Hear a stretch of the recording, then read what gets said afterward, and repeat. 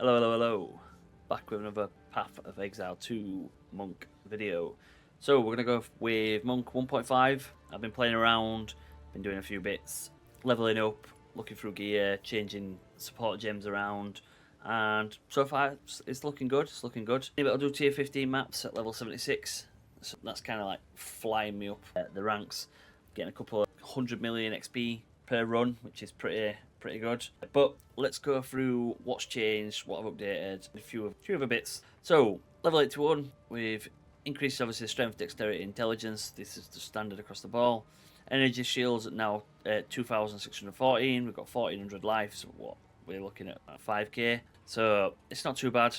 Spirit's 151. We're not running Lead Me Through Grace, and I'll explain why in a minute. Evasion's pretty low. They need to get this up. It's just finding the right gear for it without spending a lot of money. So currently, at the moment, the most I've spent is around about, I think I spent 12 Exalted, which was on a chest and a quarterstaff and a ring. I got a ring for 1 Exalted, so it's pretty good. Might be 13 Exalted. I think I might have got the ring for 2, but yeah. I've just genuinely got them from buying it from Alva. So we've got resistances at 65, 68 and 44. They need to increase. Again, it's just trying to find gear, and that's with drops and stuff like that. We ignore all this. 34% movement speed. It's effectively what you need. And we'll go through these skills, because that's what most people are here for. So we've got Flicker Strike with around about 10,000 DPS. We've got a 67.94% chance to crit with 317% damage bonus. In Flicker Strike, we have got it at max, so therefore it gives it 20% chance not to remove the charges. Pair this with Close Combat for 25% more attack within 1 meter. Obviously, you're going to be close to him. Pinpoint Critical, which gives you more critical hit chance but less critical damage bonus. To be fair, we probably could swap that around, because then that gives you, what, 40% now. We'll just keep it as it is. We want this to crit as much as possible. Perpetual Charge, so therefore it doesn't remove a charge but still counts as consuming them. And then Momentum. After moving 2 meters, you get 40% more damage for the rest of it. So obviously, when you do Flicker Strike, you will move pretty much them 2 meters, and then after that, you'll get 40% increased damage. So obviously, that's a 40% increased damage on top of the 10,000. So it's a pretty decent amount of DPS. Stormwave. We have Stormwave again. Is it max quality? No, it's not. I thought it was at max quality. It's no quality. But we've got it with Martial Tempo for attack speed, Ambush for more critical hit chance. Remember, this is the main way to generate cast on crit.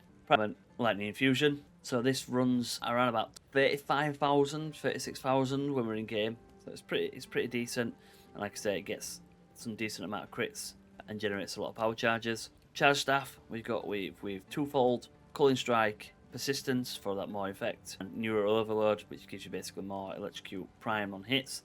So therefore, when you've got Charge Staff, it just kind of buffs the Stormwave a little bit. The pièce de résistance, the thing that seems to work very, very well. Crit with Profane Ritual, Profusion, Overabundance, and Impetus. So Impetus obviously gives you the extra energy. Profane Ritual causes the corpses to generate power charges, which means that every time you do your Stormwave, you generate a power charge, and every time you Flicker Strike, once you kill them, you'll generate a power charge. So it's pretty good. It works very, very well, as you've seen by the videos right at the beginning. It flicks around the map, pretty straightforward. Infernal Cry, we've got this with Premeditation, Raging Cry, Second Wind, and Enraged Warcry. This works perfectly as kind of like a setup, pretty much like that.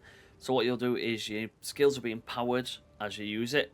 So as you can see, empowered skills do not have any turret bonuses, but they're basically empowered, so they increase it and have more damage. Then you add 4 rage per 5 power countered on the enemies. So obviously you get the power, you become empowered, get 4 rage per 5 power. Higher the enemy, more difficult the enemy, more rage it generates. Then we have Second Wind, which allows you to use it twice, because then you consume 10 rage because you get 30% more damage buff. So it's pretty good. I mainly use it for bosses when I'm around like a good group of enemies. So pop that and then allow it to kind of like cause Held of Ash to explode, which then will give you some more damage as well. Then we have Profane Ritual anyway, just in case, for instance, cast on crit is not procced and we need to get basically some charges, and you use this to start right at the beginning. So swap to your skeletons, just cast on crit, and then this will give you your charges. Then you can press your Charge Staff, press it again, and there we go, you're set. You've got 7 charges to flick around the map. So we've got this with fast forward, which gives you less skill effect duration, arcane tempo, which gives you 20% more cast speed, and then unleash, which basically you gain a seal every 200% cast time.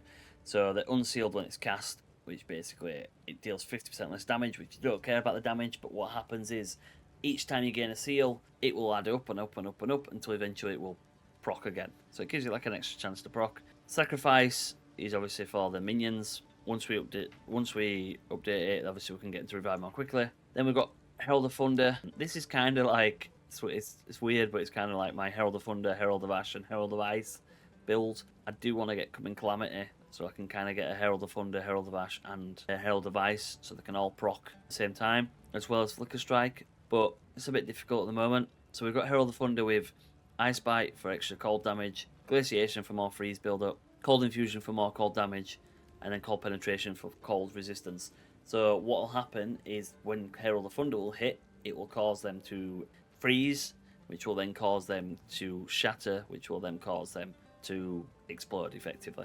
And then Herald of Ash, we've got this with Magnified Effect, Fire Mastery, and Concentrated Effect. Concentrated Effect is new, I've just tried it to see how it works. I know, obviously this gives you more area, and then this minuses off more area, but I'm going for more of the more area damage, because with Herald of Ash, it's totally different to Herald of Thunder, where it's overkill damage. So effectively, the more damage you do, it ignites it, if that makes sense. So we've got Quarterstaff with physical damage, cold damage, accuracy, skill speed, attack speed, melee, dexterity. It's a good staff. Obviously, it can be miles better. One with crit chance, melee skills, elemental damage, flat physical, and percentage physical will be the best staff. If you cannot get a staff around about similar to this, go for the Collapsing Horizon Quarterstaff. This gives you crit chance and elemental skills, so it will buff your Stormwave, stuff like that. Gives you high crit chance. Obviously, the more crit chance you do, the more chance you're going to crit, which means the more you're going to proc Profane Ritual, which means more charges you're going to get. Then we've got a Breach Ring. This is what I paid 2 Exalted for, just for some resistances and some flat physical damage. Another ring with flat damage. Again, flat damage is the go-to. Okay, the more flat damage you can do, especially like physical or lightning or any elemental damage, the more damage you'll do overall. Then we're using this hood. I'm just using it for the critical hit chance until I can find a decent helmet, and it gives me 30 dexterity, because if I take this off, I can't use my Quarterstaff. So it's kind of like a catch-22. But once we find a better helmet with some more crit chance and some rarity, we'll swap over.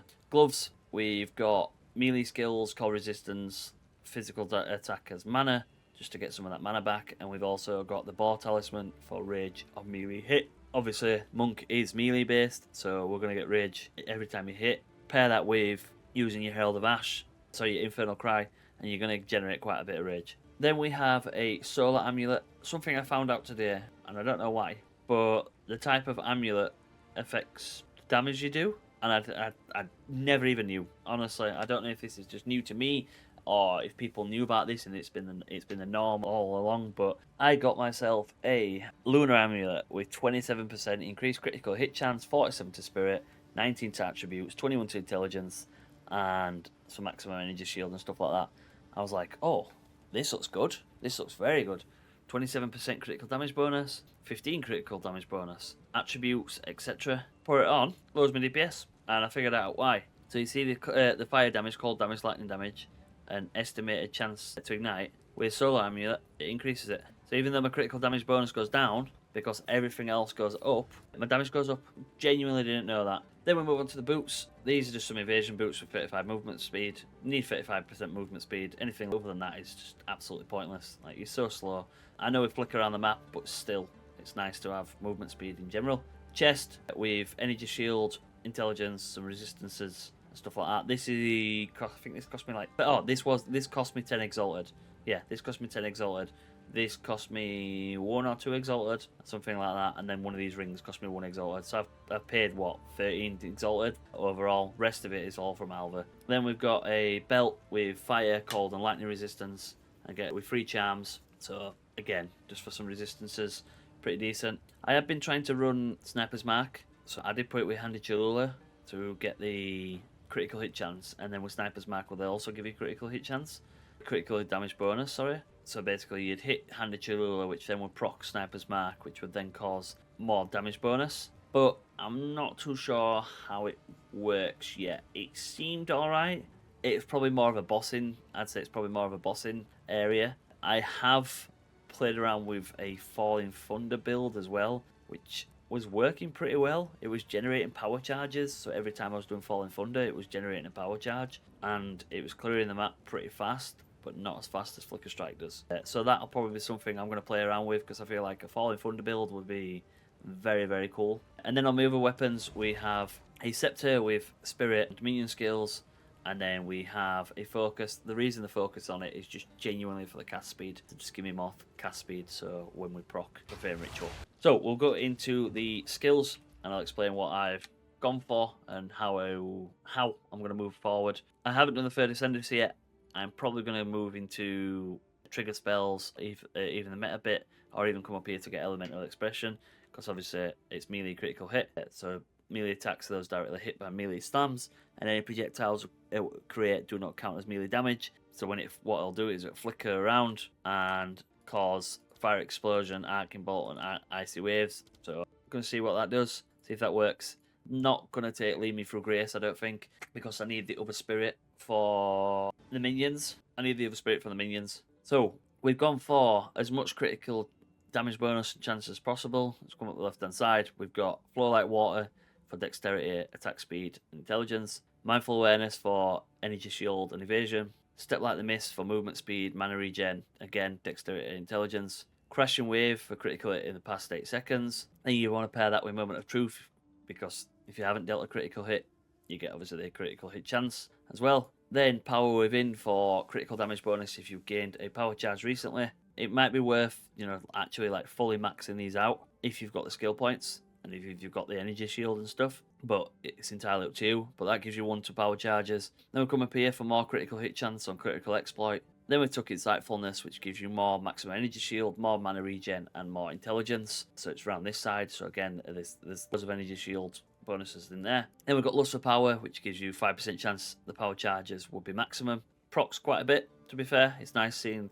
you just pick up 1 off the floor and you get 7, which is pretty good. Then we get Tenfold Attacks and Killer Instinct for the increased damage on low and high health, and then for the attack speed. Up towards True Strike for dexterity, for the Jugular for critical damage bonus and intelligence, and then Deadly Force for critical damage bonus if you've dealt a critical hit in the past 8 seconds, and 12% critical hit chance. Obviously that one and this one pair together, they're pretty good. Then we move up. I've got a jewel that's got some critical hit chance again, energy shield, and chaos damage. I'm mainly gone for the energy shield. I have got a jewel that gives me 14% quarterstaff damage, but I want to keep as much critical hit chance as possible. We'll move up towards the left and get Careful Assassin for more critical hit chance. Another jewel which gives me lightning damage with quarterstaffs, some mana leech, my stun threshold, which is good.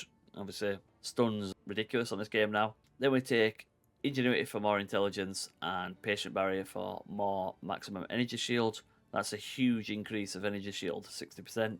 It's massive. Then we move down and take Overflowing Power for more charges and the nodes around it, which obviously gives you more critical damage bonus if you consumed it. Then we get Throat Seeker for more critical damage bonus. As I said multiple times, these two pair very, very well. Onto the Quarterstaff, we've got Will and Assault for more attack speed and knockback if you get a critical hit. Martial Artistry for accuracy, critical damage bonus, and dexterity. One with the Storm, which consumes power charges, counters consuming an additional power charge. Again, so that's pretty good. Basically, how that works is once you consume a power charge, it will say you've consumed 1, it'll say it's consumed 2. If you consume 2, it'll say consumed 4, etc. Or it'll say if you consume 2, it'll say consume 3. Then we'll take Heart Stopping, Heartbreaking, and Struck Through, all for critical hit chance and critical damage bonus down here. And then we started moving across here and up because you need First Approach, okay?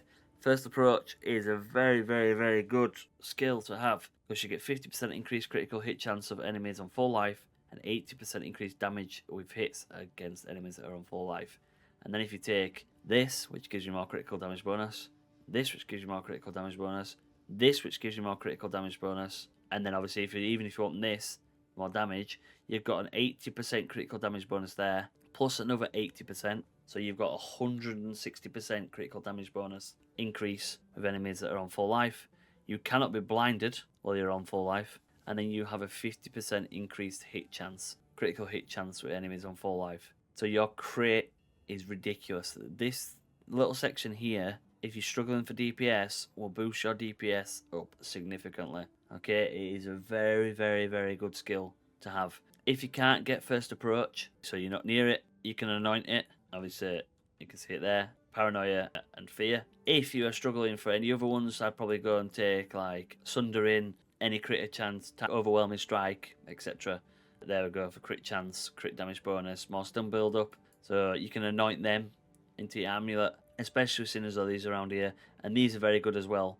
Serrated edges, which gives you more crit chance for attacks and more attack damage against rares. And then you have Sharp Sight, which gives you more attack speed and accuracy against rares. And there's Manifold Method, which gives you more mana leech and more chance to inflict ailments against rares. Okay, so like this section here is very, very good for just DPS in general. Even round onto this side. So again, look, 20% increased critical damage bonus, 20% increased physical damage, stun, daze, physical damage. Look, you got crit chance and physical damage, crit chance and physical damage. Okay, round literally in this area here, you can pick up so much damage, it's unbelievable. Okay, critical hit chance against shocked enemies, magnitude of shock you inflict with critical hits. There's just so much around this area that a lot of people miss out on. So genuinely have a look, have a play around with it. Go for some of these projectile movement speed, especially for the people that are running Amazon, because you can branch your way up here. You can go for this projectile movement speed and projectile damage and the crits and stuff like that. Again, this section here is pretty much where most of the monk will get his DPS. But this was just a quick video, okay? Just to highlight a few changes, a few increases, a few decreases, etc. Stuff like that. Anyway, if you liked the video, leave a like, comment and subscribe. Stay safe. Peace.